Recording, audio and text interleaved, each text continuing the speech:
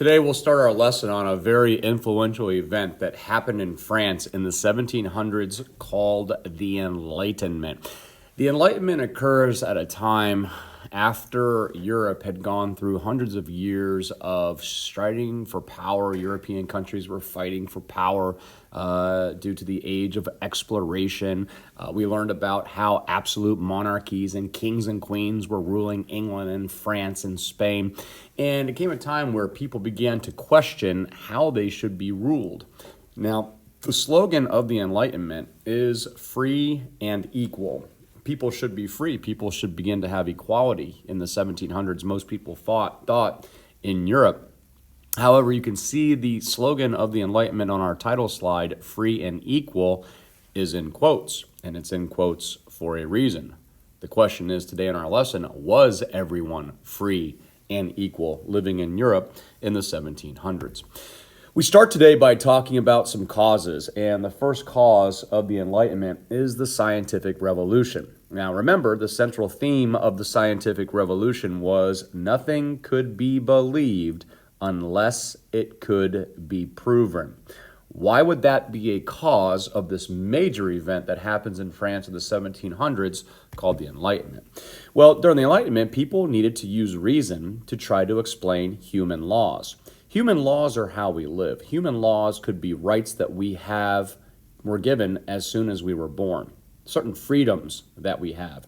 Certain ways that people feel like we should be ruled here on earth. Those are human laws. For example, there was a huge need in European countries to solve problems. Over the couple hundred years after the Renaissance, Europe had big problems. They had social problems.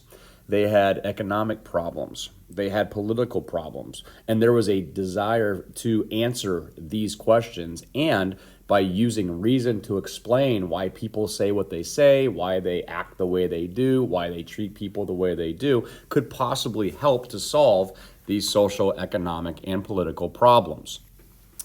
We'll start today by talking about two Englishmen, even though the Enlightenment is started in France in the 1700s. And we're going to talk today about something called the social contract.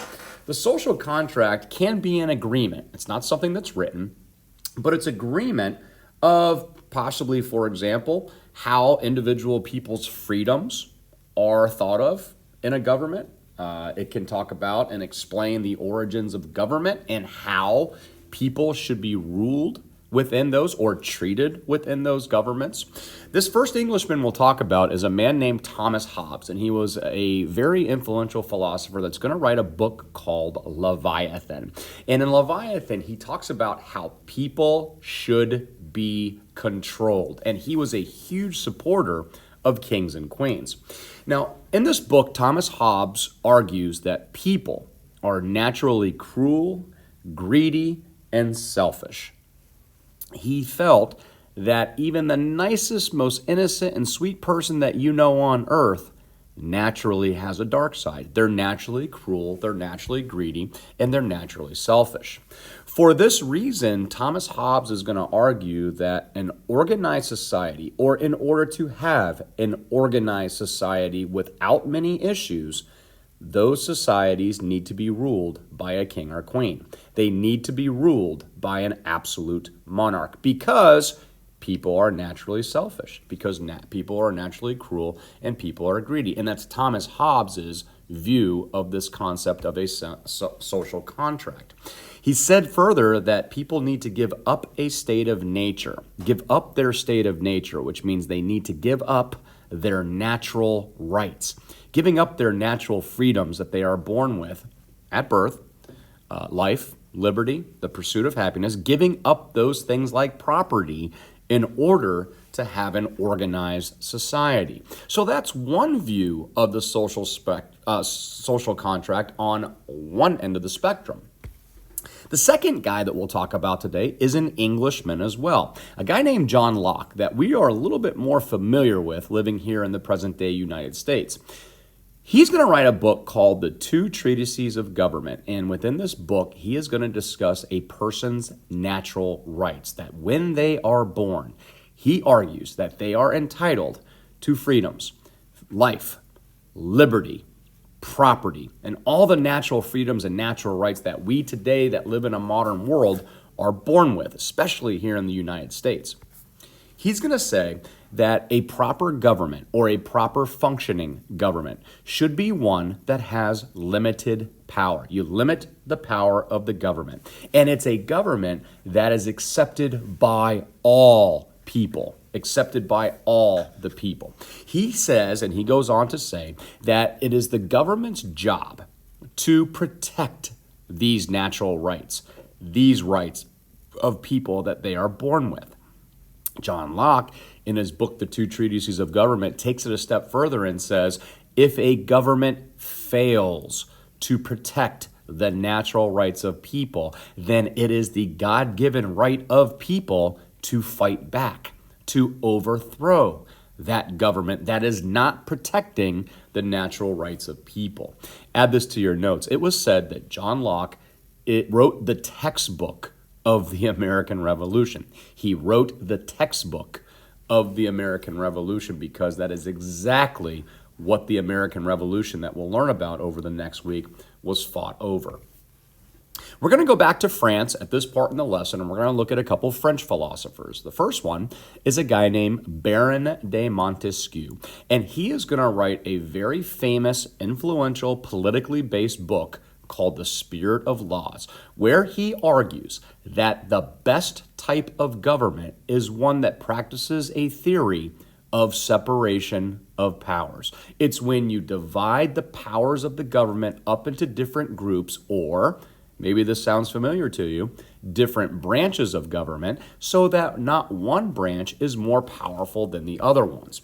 People were living in a time where one person in a country had power, and that power was absolute, which meant whenever King Louis XIV said, or whatever Elizabeth I said, or whatever King Philip II of Spain said, was how it went. All right? There was no separation of powers. That individual person in these absolute monarchies were the sole power within those countries and governments.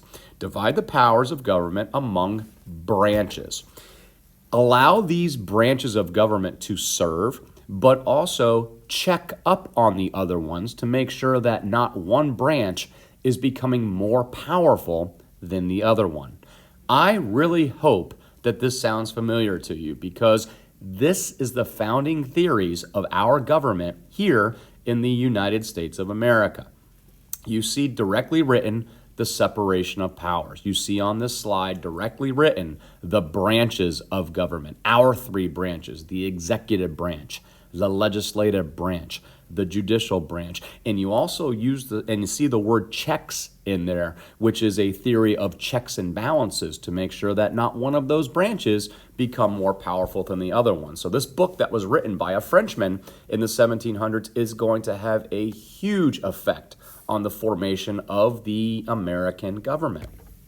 Now, these people that we talked about, like Montesquieu, the French folks, and the ones that we will talk to finish up our lesson, were actually called philosophs. And yes, we did leave the aura out in that word, and they were called lovers of wisdom. Now, what's going to pop up all over these countries were places called salons, S-A-L-O-N-S. Now, the word salon to us might mean something different than it did then. A salon is a place where French people would go and talk in secret. They would talk about everything. They would gossip. They would talk about government. They would talk about the economy. They would talk about their homes. They would talk about the way that they're being treated, and it was gossip. Now, I want you to think about what a salon means to you. As a young lady, a salon would mean somewhere where you would go and maybe get your hair done or get your nails done or get your toes done. Usually, girls, if you go to a salon, you usually bring a friend with you. And girls, I would ask you in the class, what do you talk about in the salons? And you would probably say maybe school, or maybe your sports, or maybe boys, perhaps, maybe some new Netflix films and series that you've been watching, and gossip and so on. Boys, the male equivalent of a female salon is our barbershop, all right?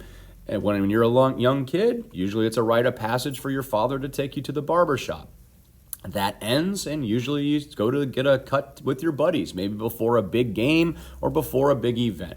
And girls, guess what the boys do in a barbershop?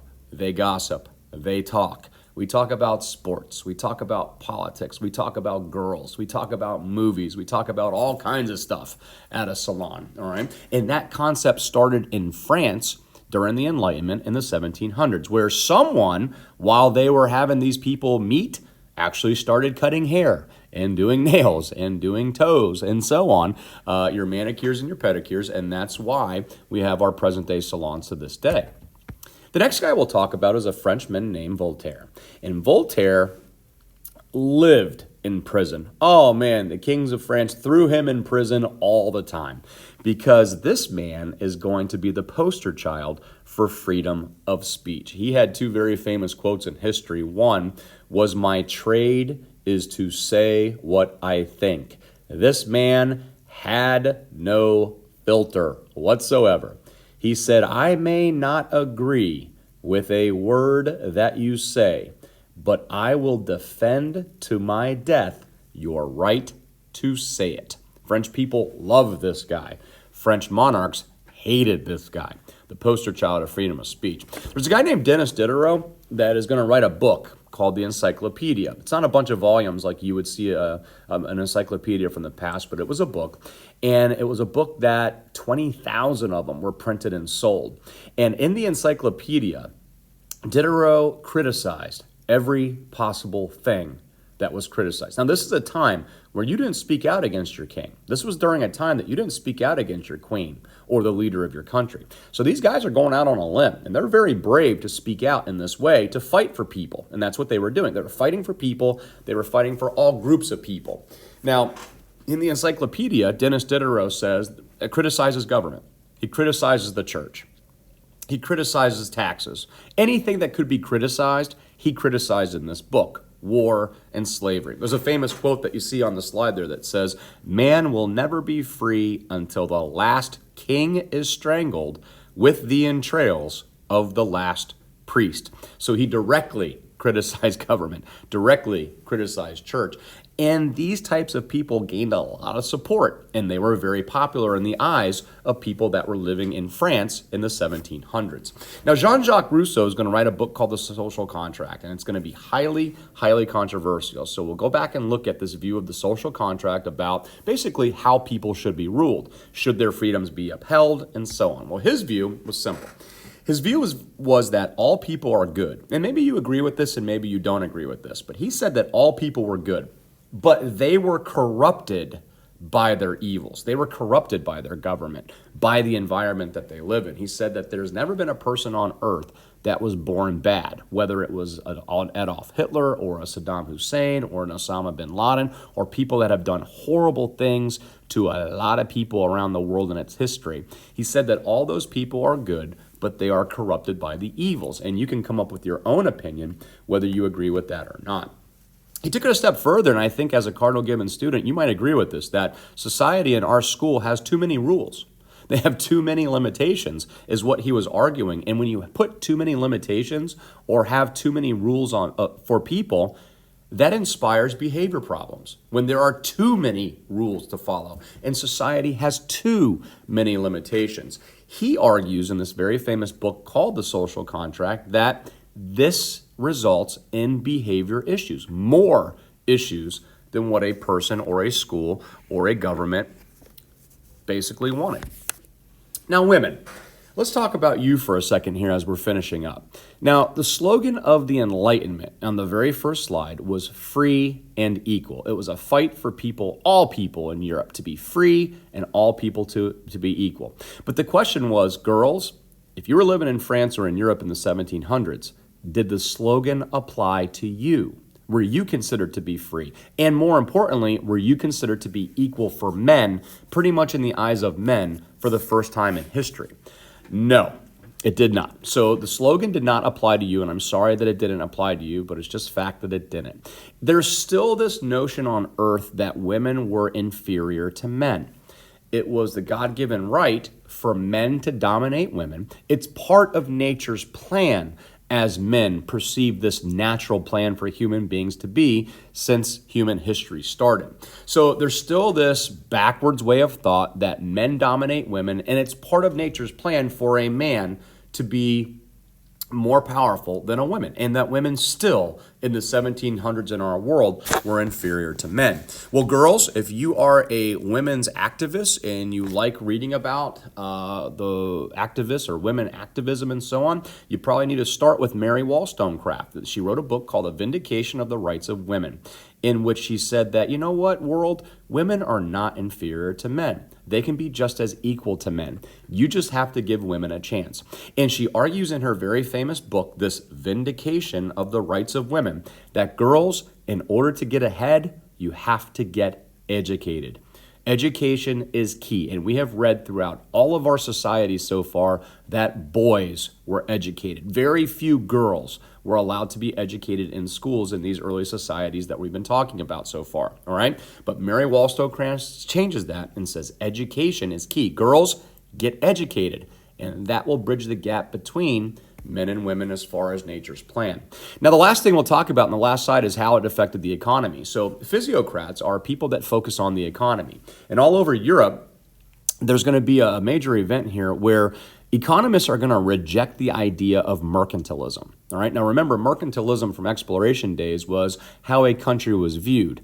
A country's worth was measured in how much gold and how much silver that they had. Okay, so the idea of mercantilism was rejected. And to go along with the idea of John Locke basically having people being free within the government, becoming more democratic and more of a republic type of government, it's going to filter over to the economy as well. And there's going to be a French word that means laissez-faire, which means we don't want the government interfering with the economy. We want people to have freedom and say how our money is spent. And one of the major results of that was this man, a Scottish man named Adam Smith, who is going to write a very, very famous economically based book called The Wealth of Nations, in which he talks about people having all the freedom in the government to spend their money, in the economy, to spend the money the way that they want. If they want a job, they can have the freedom to open up a business if they want. The word supply, the word demand, the word free enterprise, free, free, free. People are free to make decisions within their own economy, within these governments, which is the basis of capitalism, in which more than 95% of the countries in the world today are capitalistic. And the main result of that is because of Adam Smith and his famous book called The Wealth of Nations, where he basically is and sums up him being the father of capitalism.